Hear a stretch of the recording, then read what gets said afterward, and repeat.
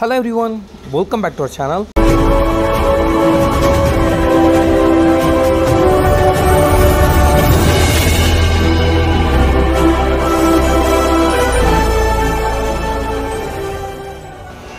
இப்போ நம்ம கிட்ட ராயல் என்ஃபீல்டில் உள்ள ரெட்டிஷ் எடிஷனில் உள்ள வெஹிக்கிள் இருக்குது. ஸோ இந்த வெஹிக்கிளுக்கு வந்து நம்ம டேங்க் மட்டும் wrap பண்ண போகிறோம். ஸோ எந்த மாதிரி கலர் அப்படின்னு பார்த்தீங்கன்னா கிளாஸி ஃபினிஷில் இருக்கக்கூடிய ஃபெராரி ரெட்டு அந்த கலர் வந்து நம்ம அதுக்கு wrap பண்ண போகிறோம். ஸோ இது எப்படி இருக்குது அப்படிங்கிறத வீடியோ ஃபுல்லாக பார்த்துட்டு மறக்காமல் கமெண்ட் செக்ஷனில் கமெண்ட் பண்ணுங்கள். ஸோ இந்த மாதிரி wrap அண்ட் கிராஃபிக்ஸ் ஒர்க்கு நம்ம சேனலை சப்ஸ்கிரைப் பண்ணி வச்சுக்கோங்க. அப்படின்னா தான் இந்த மாதிரி வீடியோக்கள்லாம் இன்ட்ரெஸ்டிங்கான வீடியோக்கள்லாம் உங்களுக்கு உடனுக்குடனே நோட்டிஃபிகேஷனாக வரும். ஸோ இப்போ வீடியோக்குள்ளே போகலாங்களா? wrapping பண்ணுறவங்களுக்கும் ஓகே, மற்றபடி வந்து எல்லாத்துக்குமே ஒரே ஒரு கொஸ்டின் தான், ஏன் நம்ம wrap பண்ணணும், பெயிண்ட் அடித்தா என்ன அப்படிங்கிறது.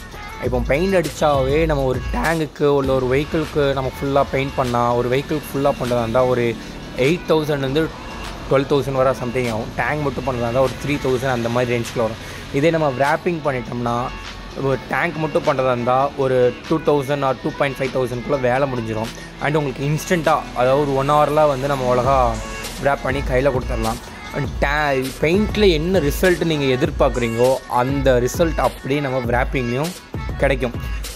பெயிண்டில் வந்து நீங்கள் பாலிஷ் போட்டால், செராமிக் போட்டால் தான் ஹைட்ரோப்ரோபிக் எஃபெக்ட் இருக்கும். பட் நம்ம wrapping பண்ணுறதுலேயே உங்களுக்கு வந்து அந்த ஹைட்ரோப்ரோபிக் எஃபெக்ட் இருக்கும், ஹை கிளாஸ்னஸ் இருக்கும்.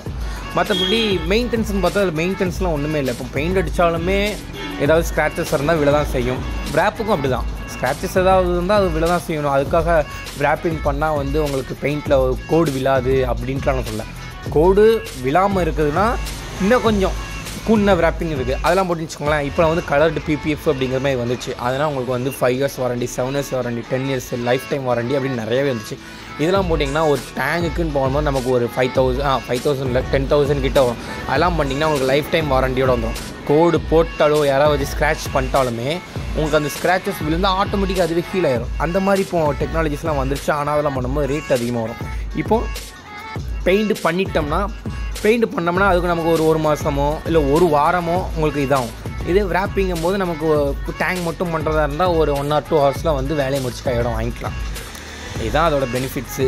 அண்ட் என்ன நமக்கு அந்த பெயிண்டில் என்ன ரிசல்ட் கிடைக்குமோ அந்த சேம் க்ளாஸ்னஸ் அப்படி இதுலேயும் கிடைக்கும்.